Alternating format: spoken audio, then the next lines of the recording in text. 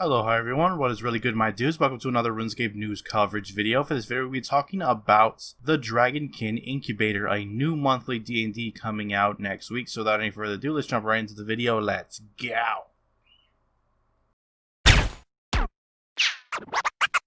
Cats is the illest. What you talking about, Willis? Alright guys, this is information coming from the latest live stream, so without any further ado, let's jump right into it. The Effigy Incubator is a new monthly D&D on Anachronia. You're going to need at least level 85 in either crafting, runecrafting, invention, or smithing, and have completed the Desperate Measures quest. Every month you'll be sent into a secret lab where you and your assistants will use a variety of materials to create effigies, which you can then take along your travels and fill with knowledge. Once they're filled up, you can crack them open for a bunch of XP rewards. So starting off, we're talking about gathering materials. Before you get started, Kerapac's lab's going to need a bunch of spring cleaning. Here you're going to find different nodes where you'll gather 4 essential materials. Gathering from here will earn you some XP. Each node provides material and XP for a different skill. Here you can see a list of the different skills and the type of XP associated with it, so you know exactly what you're going for. There are 12 nodes in total. Each one will randomly cycle between one of the 4 materials, so you're going to have to carefully pick out which one is the right one that you're after. There's also a chance when you're rummaging through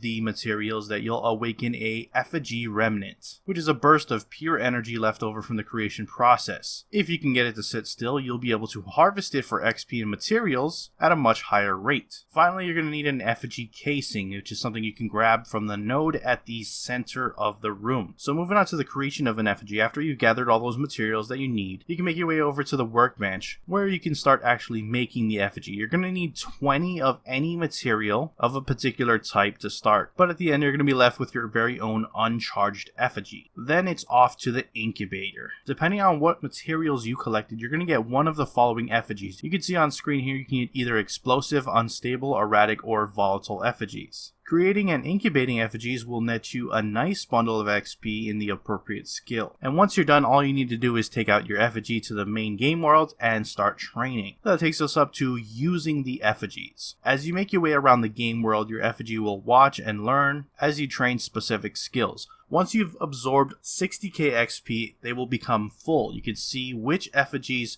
prefer which type of skills here on this table below, so you know, depending on what you're making, where you want to be training. It's going to take a while to charge up your effigy with XP, but when you're done, you can crack it open and see what's inside. Now, explosive and unstable effigies will leave you with a effigy bonus XP star, which has a chance to upgrade to a Dragonkin star, whereas the erratic and volatile effigies give you an effigy XP lamp with a chance of upgrading to a Dragonkin lamp. These effigies cannot be bought, sold, or traded with other players in any way. They cannot be alchemized either. However, they do work with the Brooch of the Gods, just like urns. Finally, you'll be able to create new effigies once a month when your assistant gets the incubator up and running again. It's only available for a limited time, so you can make as much effigies as you can while you have the chance. If you come back to the lab while the incubator is down, you can still collect extra materials to trade for incubator points, which you can spend on up to 10 ready-made effigies. And you're going to want to check back at least once a month to keep up with your research, considering Kerapac and Dragonkin have more secrets up their sleeve, and the more you spend in the lab, the more you're going to learn. And what I mean by that, with this D&D, there is a very big lore element to it.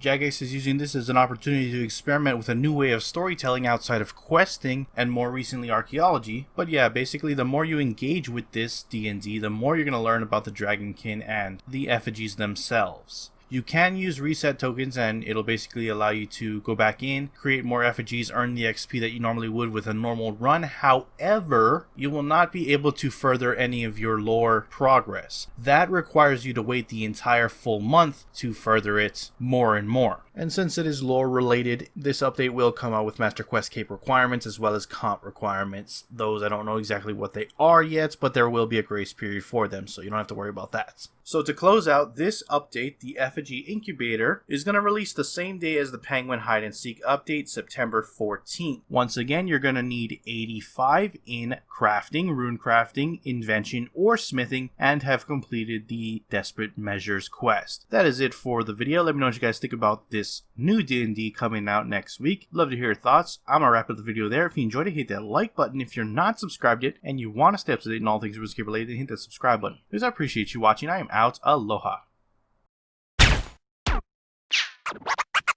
Cats is the illest. What you talking about, Willis?